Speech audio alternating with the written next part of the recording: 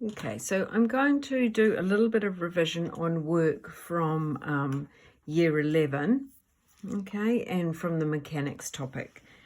And I think we have already covered this in mechanics this year as well. So hopefully a little bit of revision of what happens in a gravitational field, and then I'm going to apply that to an electric field, which will be new work for year 12. So on Earth, we have a gravitational field that acts downwards, and it is uniform. So anywhere that you are on Earth, gravity feels exactly the same.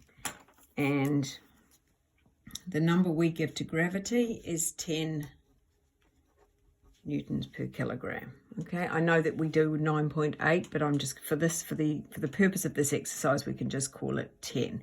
So those arrows represent a uniform gravitational field of size 10.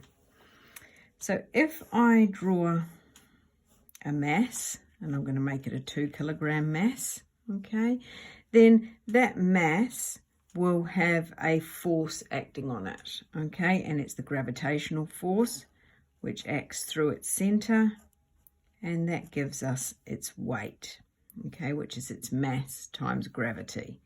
So the force acting on that object is 20 newtons. Okay, and while it's sitting there on the ground, it has no potential energy. Okay, now if I want to lift that mass up to here, okay, and its mass doesn't change, but if I lift it up to here, and for the purposes of this, I'm going to lift it up 5 meters, then it has gravitational potential energy. Okay, so it has some potential energy at the top, and we calculate that mgh. Hopefully you recognize that. So if I want to work out the potential energy of the box, now I've lifted it up, it will be 2 times 10 times the height that we've lifted up, which is 5 meters, which gives us 100 joules. So if I lift this box up 5 meters, okay, then the change in potential energy is 100 joules. Okay, now if I want to lift the box up, okay, it doesn't just lift itself up to 5 meters above the surface of the Earth. I would actually need to do some work on that box.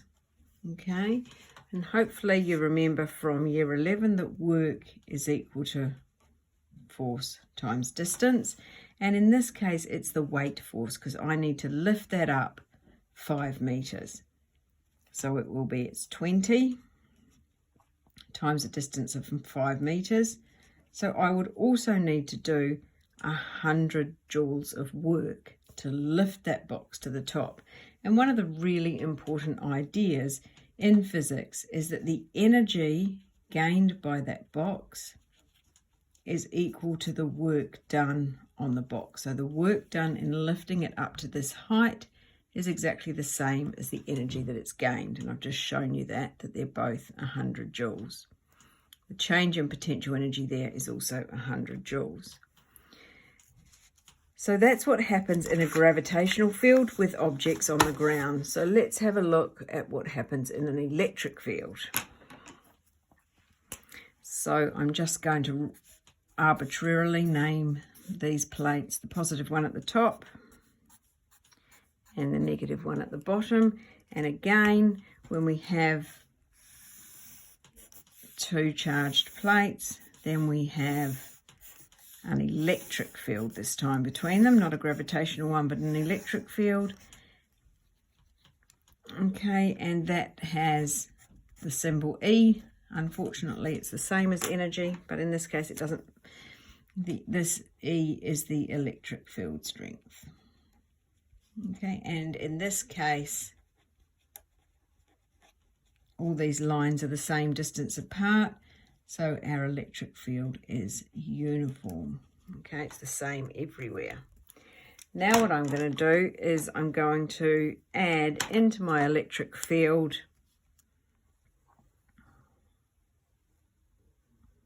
a charge and I'm going to make it a positive charge. Okay, and when that positive charge is sitting here, this is where it wants to be, next to the on the negative plate. It's happy there. Okay, so it has no potential energy right there. Okay, that's actually where it wants to be.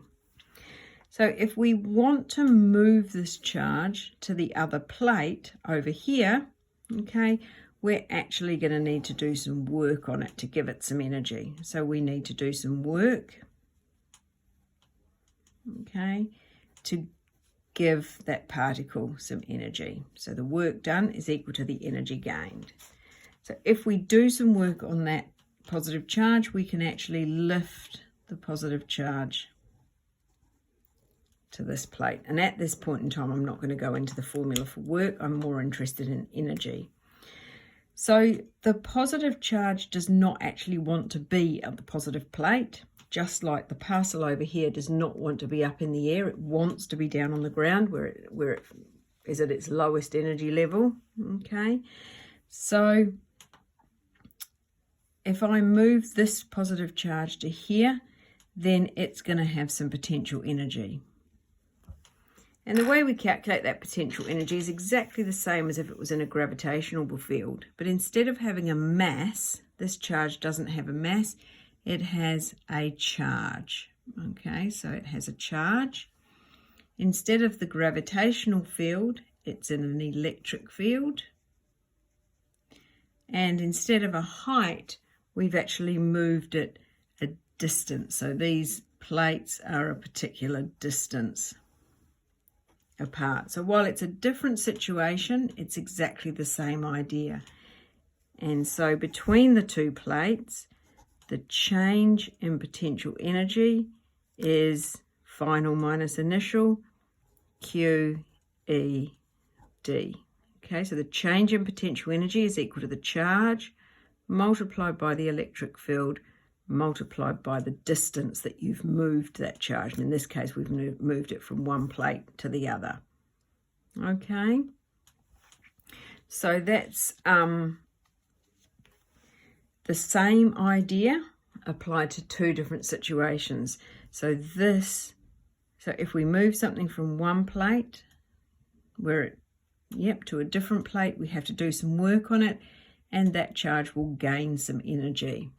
And the really interesting thing about this is exactly what happens inside a power pack to give charges energy before they start moving around the circuit again to keep the light bulbs going or the siren going or whatever it is that you've got in the circuit. Okay, so a little bit of revision of year 11 work and then how that's going to apply to our electricity topic.